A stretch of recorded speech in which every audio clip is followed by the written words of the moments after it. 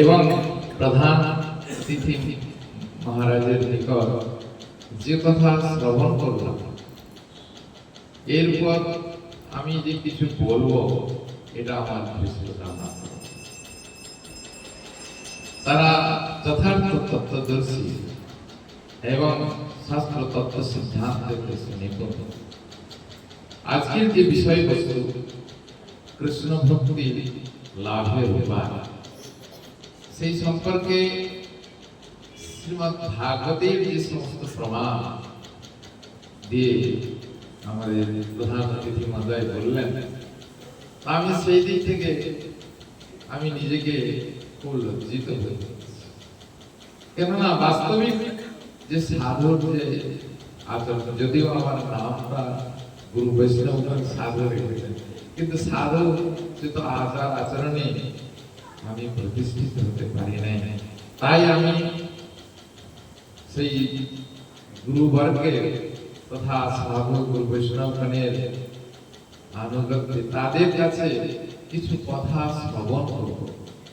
তারা আমাদের সাধক জীবনে বা কৃষ্ণ ভক্তি লাভের যে উপায় তারাই নির্ধারণ করবেন। তবে যেহেতু সভাপতি মহারাজ আমাকে নির্দেশ করেছেন, তাই আমি তার সম্মানার্থে দু একটি কথা নিবেদন করে আমার বক্তব্য সমাপ্ত করব। বিষয়বস্তু কৃষ্ণ ভক্তি লাভের উপায়। আচ্ছা, আমরা এখানে যারা উপস্থিত রয়েছে সকলেই না হলেও 90% ব্যক্তি যারা আছেন প্রত্যেকেই আপনারা কৃষ্ণ ভক্তি লাভের জন্য প্রয়াস হয়েছে এবং আপনাদের মধ্যে অধিকাংশ ব্যক্তি সদ্গুরু চরণে আশ্রয় করেছেন। আচ্ছা, আপনারা ডাইরেক্টলি আপনারা আসতে পেরেছেন সাধু শ্রেষ্ঠ গুরুপাদ পত্নের মাধ্যমে? আসতে পারেন। তার একটা সুযোগ আপনারা পেয়েছেন যারা সাধুর আচরণে প্রতিষ্ঠিত আছেন। সেই জন্য আমাদের গোস্বামীগণের যে বিচার, সেখানে দেখা যায় যে এই লাভ করবার জন্য আমাদের প্রথমে কি চাই? শ্রদ্ধা। আদৌ শ্রদ্ধা, তত সাধন। আমার অন্তরের শ্রদ্ধা ব্যক্তিটা যদি জাগ্রত হয়, যেমন উদাহরণস্বরূপ আপনারা এই দুর্গাপুর শ্রী কীর্তনরত্ন গৌড়ীয় মঠে যারা এসে থাকেন, আপনারা নিশ্চয়ই কোনো সাধক সঙ্গ প্রাপ্ত হয়েছেন প্রথম, কিন্তু সেটা হচ্ছে প্রাথমিক সাধু সঙ্গ। প্রাথমিকভাবে আপনারা শুনেছেন তাদের কাছে যে আমাদের এখানে একটি মন্দির রয়েছে, আপনারা আসবেন, ভগবানের দর্শন করবেন, ভগবানের পরিক্রমা করবেন। আর সেই সাধু বাবা হয়তো আপনাদেরকে বলছেন যে প্রত্যহ নিয়ম করে একটু তুলসীতে জল দান করুন, একাদশী ব্রতটা আরম্ভ করুন। এইভাবে প্রত্যেককে এইভাবে উদ্বুদ্ধ করেছে। সেই জন্য ওই যে প্রথম যে সাধু সঙ্গ হলো, তিনি হচ্ছেন মার্গ দর্শক, পথ প্রদর্শক গুরু। তো তিনি আপনাকে এই পথে উদ্বুদ্ধ করলেন। তারপর আপনি যখন সত্যিই সেই সাধু বাবার কথা শুনে আসতে লাগলেন, যারা যেখানে থাকেন আপনারা, যারা দুর্গাপুর বাসী তারা তো এখানে আসছেন, এছাড়াও যারা অন্যত্র কোথাও অবস্থান করেন, আপনারাও এই প্রকার কোনো সঙ্গ প্রাপ্ত হয়েছে। তখন আপনাদের মধ্যে শ্রদ্ধা জাগ্রত হয়েছে। তাই সাধুবাবু বলছেন একটু আমি দেখি, চেষ্টা করি। তাই এটাও আপনাদের পূর্ব সুকৃতির কারণ। কেননা সুকৃতি পূর্ব সঞ্চিত।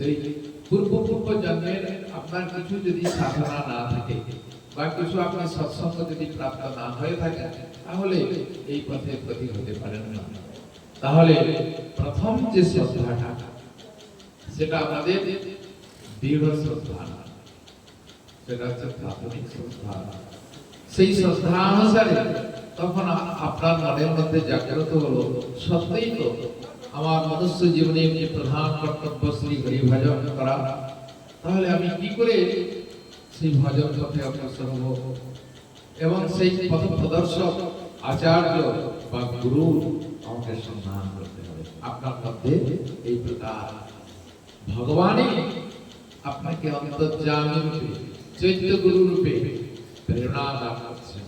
তারপর আপনি আসলেন মহামায়ী গুরুর কাছে, যে গুরুপাদ পদ্মের নিকট আমরা মন্ত্র দীক্ষা আদি প্রাপ্ত হয়ে সাধন ভজন আমরা আরম্ভ করে থাকি।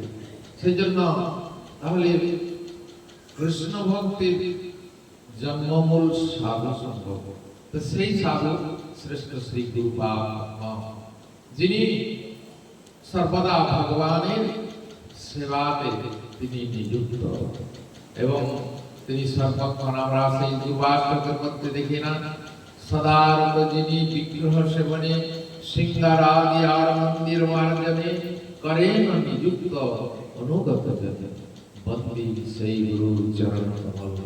যে কথা মহারাজ বললেন, সাধক যে ভূষণ আচরণ সেটি প্রত্যেকটি তাদের আদর্শ স্থানীয়।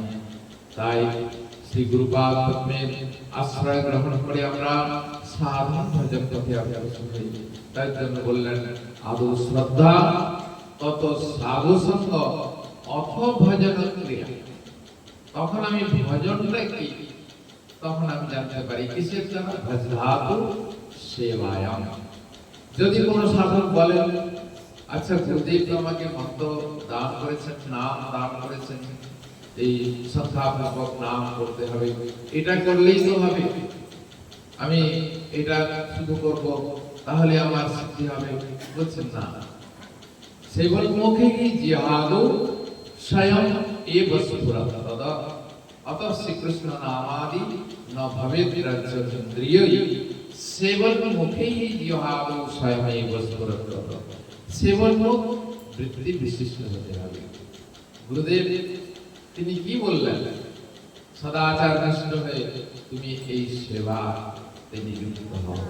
এই জন্য প্রাথমিক জীবনে, আশ্রম জীবনে মহারাজজি বলেছেন, অনেক কষ্ট স্বীকার করতে হবে, সেবা করতে হবে, যে গুরু নির্দেশকে পালন করতে হবে। গুরুর আজ্ঞা সব যাওয়া, সেই গুরু আজ্ঞাকে পালন করে আমরা যদি শ্রী ভগবানের ভজন করতে পারি, তাহলে আমার জীবনটি সার্থক হতে পারে। এবং তখনই হবে কি ভজন ক্রিয়া, আর সেই ভজন ক্রিয়া হতে হতে অনন্ত গুলি দূরীভূত হবে। আমরা আমাদের নিজেকে যাচাই করতে পারবো যে অসৎ তৃষ্ণা, হৃদয় দুর্বল্য, পাপ, অপরাধ প্রভৃতি যে অনর্থগুলি, এগুলি কি আমার দূরীভূত হয়েছে? আমি তো বদ্ধজীব, এগুলি আমার স্বাভাবিক থাকা। কিন্তু যদি আমি দেখি যে এই সমস্তগুলো আমার উত্তরোত্তর বৃদ্ধিপ্রাপ্ত হচ্ছে, তাহলে আমার ঠিক ঠিক ভজন হচ্ছে। এটাই হচ্ছে মাপকাঠি। তাই অনেক কথা ভক্তি রাজ্যের বিচারে, কিন্তু সময় সীমিত, আমি এই জন্য আর বেশি সময় না নিয়ে আমি শ্রী গুরুপাদ এবং সকল বৈষ্ণব বৃন্দের উদ্দেশ্যে দণ্ডবত প্রণাম জ্ঞাপন করে আমার সংক্ষিপ্ত বক্তব্য এখানে সমাপ্ত করছি।